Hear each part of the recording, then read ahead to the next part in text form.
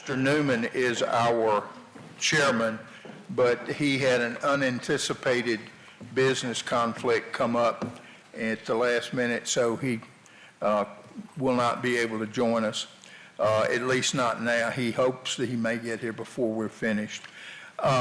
We have 3 items on the agenda.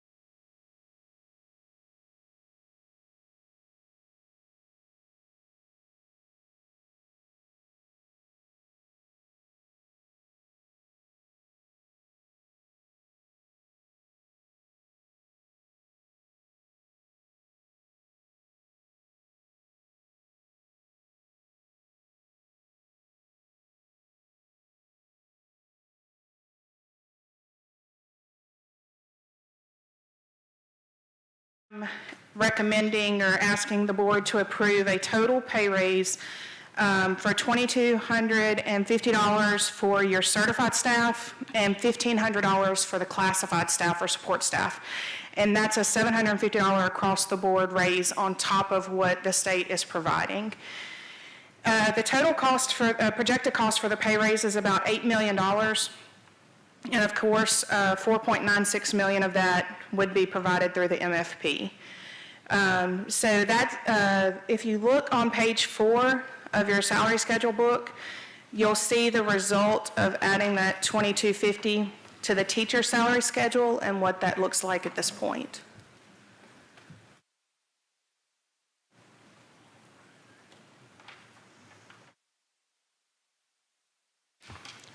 And just for clarification purposes, this does not include our various bonuses, welcome back checks, Correct. any of that.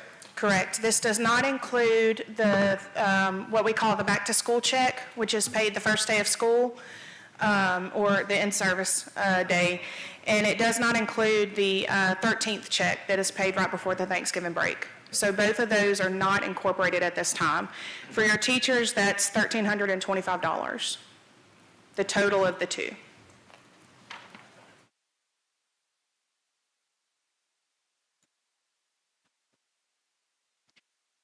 Are there any questions on the proposed pay raise? I did run different scenarios. We looked at different amounts. And this is what I felt comfortable proposing at this time. Sales taxes are, they have been, we've discussed that. It's been moving that direction. It does look like they're starting to level out and go back down to what's probably going to be the new normal. There's still no projection of what that is or when that will settle out. And so this is what I felt comfortable proposing this year. Mr. Bamberg?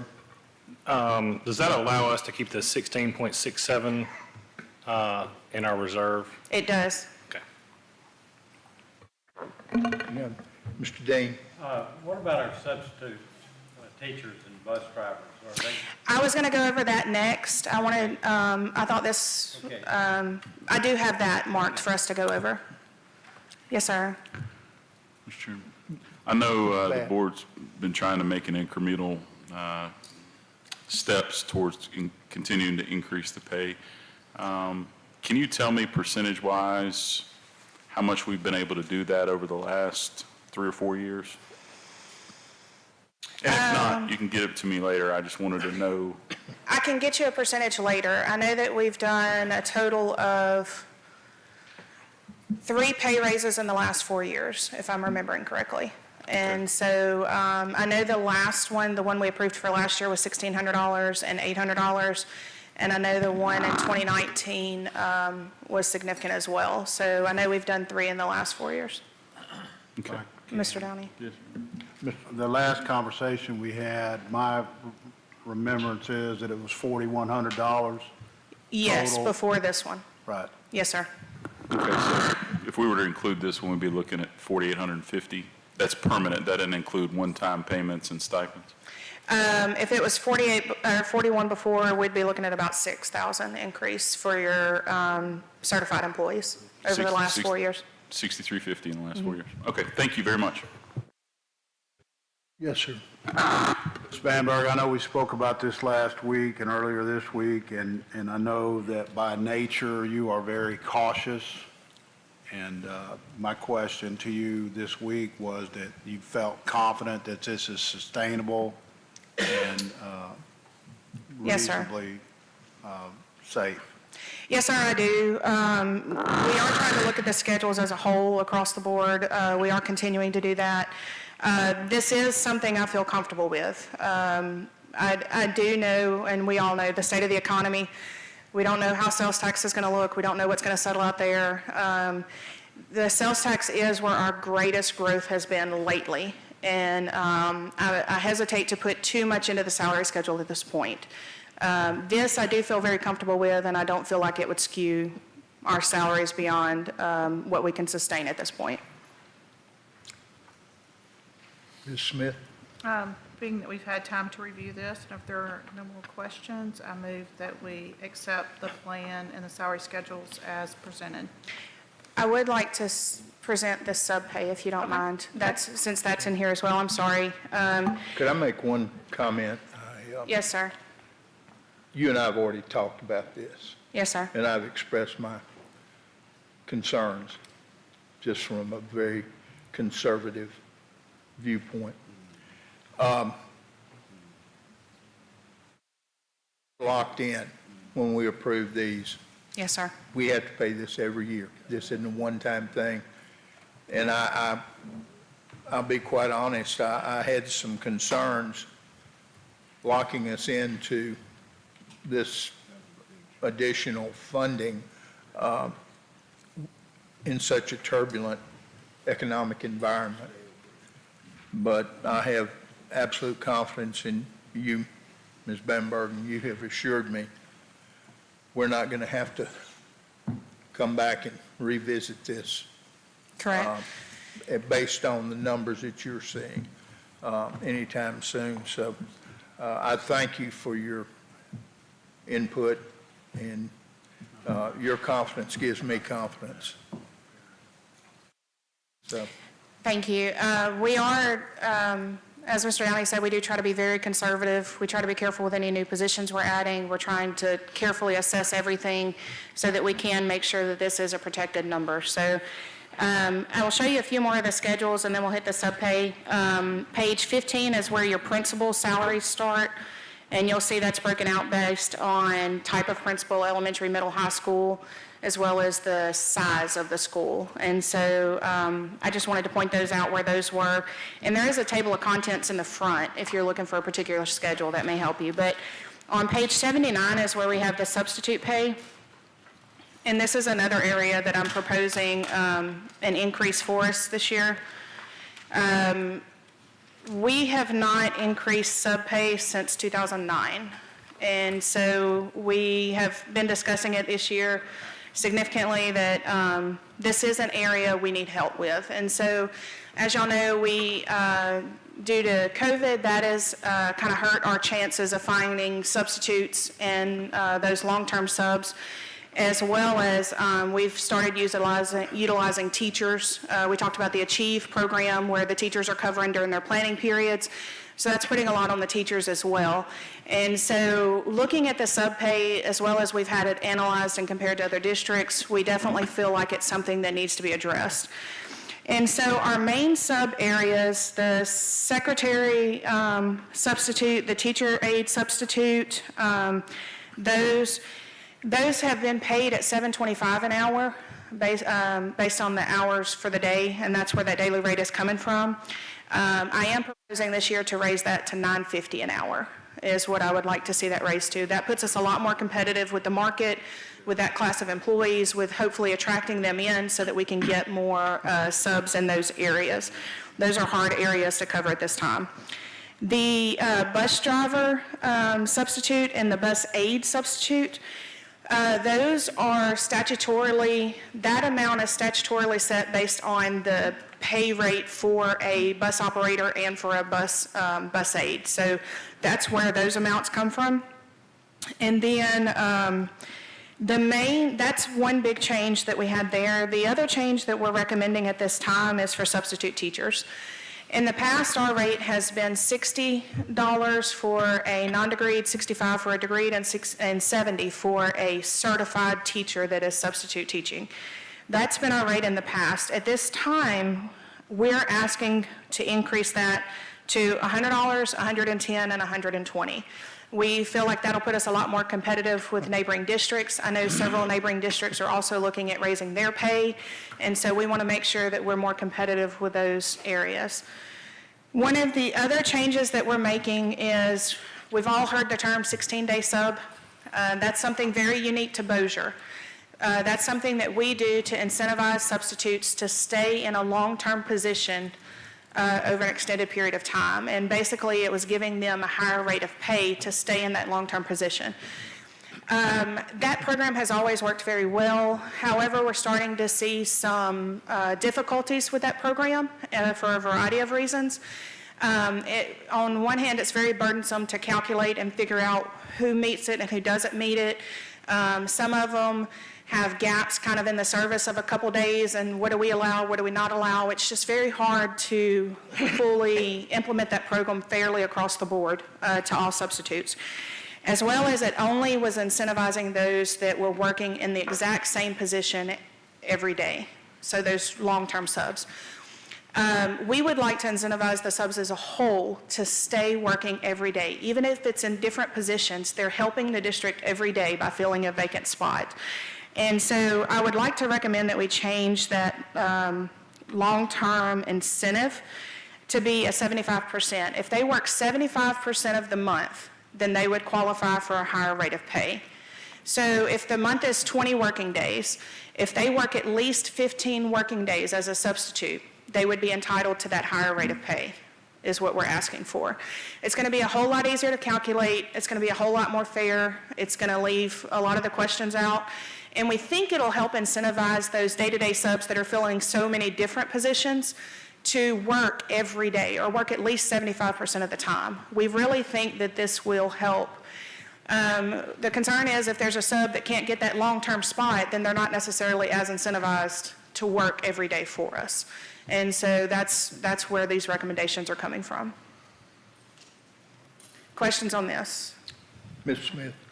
What is the anticipated cost, like based on the sub usage of last year? that the So- increase would be? The projected increase, we're looking at about 280 to 300,000. However, because it's a change in our policy and a change in how we're paying, for the first 2 years, we'll be able to cover that in ESSER, is the proposal at this point. So Mr. Downing? that's not an increase in cost. We were already paying about 150,000, so it's not that much extra. I just wanted to add a couple things. Lean Frog, the efficiency consultant, identified as this as one of the areas where we were behind, and emphasize the need to address this in some way. The other thing I would add is there have been instances in the past where becoming a sub eventually leads someone to decide to get into the profession and get their teacher certification. And so I think that's another way to attract potential future teachers and introduce them to the classroom, along with the other things we're trying to do currently. And if you look at the rate of pay per hour and compare what Ms. Bamberg is suggesting to what we had paid in the past, obviously that's what we have been paying is not much of an incentive to make that drive to that school. And I don't think what Ms. Bamberg is suggesting now is excessive either in terms of compensation, especially given the shortage of workers that we're all aware of. Any other questions or comments? Do you have anything else to add, Ms. Bamberg? No, sir, I think that is our changes there. I guess the only other thing is on the 75%, we did write it in here that we would round down. So if it ends up 14.5, we would round, or 14.4, we'd round down to 14. So I just wanted that clarified on the beginning. But that's really all the changes that I have for this particular schedule. And then the only other thing in the book is the coaches. Information's just right behind that. So everything else is just our normal schedules. So tonight I'm asking for approval for the schedules in this document as presented. Ms. Smith? Have a motion by Ms. Smith, second. Second by Mr. Dean. All those in favor, please raise your hand. It's unanimous. Thank you. The next item on the agenda is the approval of the back-to-school guidelines in the 13th check guidelines. These are the two additional supplements that Mr. Bullard mentioned that we pay during the year. The majority of the changes on these, the fact that we pay them direct deposit, the dates that we pay them, some of the guidelines on recapturing the funds if someone leaves early, all of that was changed in prior years. So really we're asking, we've updated the dates, but really nothing else has changed on the back to school and the 13th check guidelines from the prior year. We want to keep the amount the same and just update the dates. So we're asking approval tonight for these guidelines to be approved. So basically, it's continuation of the policy we Yes, sir. follow. Motion by Mr. Bamberg, do I hear a second? Second. Second by Mr. Bass, all in favor, please raise your hand. It is unanimous. Thank you. And then the last request I have tonight is permission to advertise the original budget for the 22-23 school year. We have already started looking at that. I've already worked on the projections for ad valorem and sales tax. We've discussed a little bit of what we see there. And so we will budget for these pay increases as well and include that. So I'm asking permission tonight to advertise so that we can present it and have the public hearing at the first August meeting. Do I hear a motion? Have a motion by Mr. Slack. Do I hear a second? Second. Second by Mr. Dean. All in favor? It's unanimous. Thank you. Thank you, Ms. Bamberg. Any other matters that need to be addressed by the committee? If not, we stand adjourned. You did good. Simple.